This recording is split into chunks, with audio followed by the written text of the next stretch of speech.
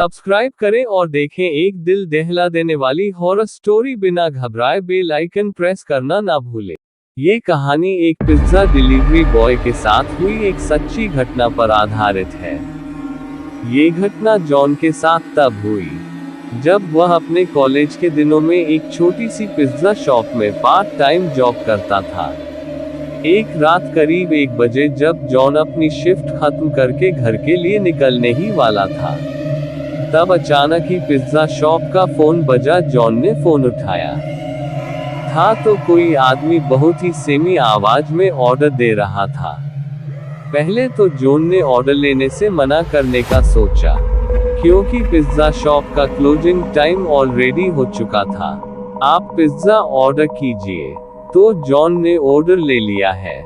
उस आदमी का ऑर्डर 4 प्लांट स्लाइस है, क्योंकि अक्सर बड़े ऑर्डर पर एक अच्छी खासी टिप मिलती थी और जॉन को पैसों की जरूरत भी थी कि जॉन जल्द से जल्द पिज्जा लेकर डिलीवरी करने निकल पड़ा। डिलीवरी एड्रेस उस पिज्जा शॉप से काफी दूर शहर के आयुक्त स्मिथा पर था।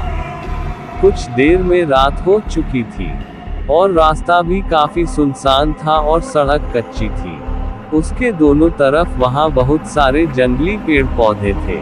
रास्ते में कोई स्ट्रीट लाइट भी नहीं जल रही थी, जिसकी वजह से वहां अंधेरा ही अंधेरा था कि कुछ और देर की ड्राइविंग के बाद जॉन उस एड्रेस पर पहुंच गया। वो एक बहुत ही पुराने दिखने वाले अजीब से घर के सामने खड़ा था। वह घर फॉरेस्ट एरिया के अंदर था और उस घर की कोई भी लाइट नहीं जल रही थी, बल्कि आसपास कुछ हलचल भी नहीं थी। तो बिल्कुल ऐसा लग रहा था कि जैसे वह घर सालों से वीरान पड़ा है, जैसे उस घर में कोई रहता ही ना हो। और वह उस घर को देखकर थोड़ा घबरा रहा था, इसलिए उसने अपने मैनेजर को कॉल किया। वह अपने मैनेजर को वह सिचुएशन एक्सप्लेन करके वहां से वापस चले जाना चाहता था, लेकिन उसके मैनेजर ने फोन ही नहीं उठाया। जॉन अगर बिना मैनेजर को पता होते वह 4 पिज्जा वापस ले जाता तो उसका मैनेजर उससे बहुत ज्यादा गुस्सा हो जाता और उसकी सैलरी भी काट लेता। इसलिए जब बार बार कॉल करने पर भी उसके मैनेजर ने फोन नहीं उठाया, तो उसने एक बार उस घर के पास जाकर डिलीवरी करने का मन बनाया। कि जॉन जैसे ही आगे बढ़ा, उस घर की अंदर की एक लाइट ऑन हो गई। जॉन को थोड़ा सा कॉन्फिडेंस आया कि शायद अंदर कोई है।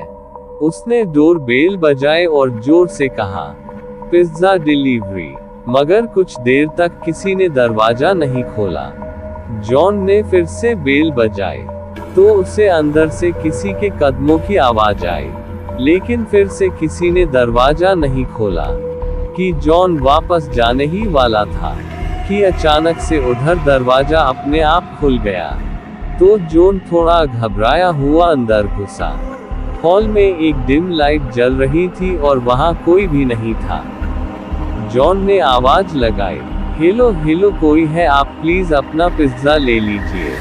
तभी जॉन ने देखा कि हॉल में पड़े सोफे के नीचे से एक बिल्ली निकलकर एक रूम की तरफ भागी। जैसे ही वह बिल्ली उस रूम में घुसी कि उस रूम की लाइट और टीवी ऑन हो गया। साथ ही छोटे बच्चों की शैतानी करने की, हंसने की आवाज आने लगी। जॉन को लगा कि कोई शायद उसके साथ किसी किस्म का मजाक कर रहा है। वह गुस्से में उस रूम के अंदर गया। वहां 2 छोटी सी लड़कियां बैठी थी। वो दोनों वहां बेड पर बैठे बैठे जॉन को अजीब तरीके से घूरे जा रही थी। कि जॉन उनसे कहने लगा कि वह कब से ढोल बजा रहा है और वह लोग हैं कि दरवाजा ही नहीं खोल रहे हैं। जॉन उन पर गुस्सा कर रहा था, लेकिन वह दोनों फिर भी वहीं बैठी बिना कुछ बोले बस जॉन को घूरे जा रही थी। कि जॉन ने फिर कहा, मैं पिज्जा देने आया हूं और तुम्हारे घर में कोई बड़ा है जिससे मैं पेमेंट ले सकूं। अचानक उन लड़कियों की आंखों का रंग सफेद पड़ गया और उनकी चुप्पी फिर खतरनाक हंसी में बदल गई थी। इन दोनों ने उस कमरे के दरवाजे की तरफ इशारा किया कि जॉन पीछे पलटा तो वह घबरा उठा था। उसके हाथ से चारों पिज्जा की डिब्बे नीचे गिर पड़े थे, क्योंकि उसके ठीक सामने और एक भयानक भूत का साया था। ये सब देखकर जॉन डर के मारे कांपने लगा। वह जैसे तैसे अपनी बाइक की तरफ भागा और वहां से निकल गया। तो उस औरत का साया और वह दो लड़कियां उस घर के दरवाजे पर खड़े हुए उसे जाते देख रहे थे। जॉन भी कुछ ही दूर था तो उसे फील हुआ उसकी बाइक खराब हो रही है।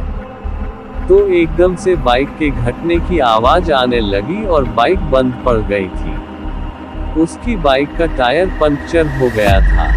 डरा सहमा हुआ जॉन बाहर निकला और उसने देखा, डर के मारे पुलिस को फोन मिलाया और जल्द से जल्द मदद मांगी। वह पास देखने लगा और अचानक उसकी नजर बाइक के रियर व्यू मिरर पर पड़ी, जिसे देखकर उसके पैरों तले जमीन खिसक गई और बाइक के पीछे उस औरत का साया और वह दो बच्ची खड़ी थी।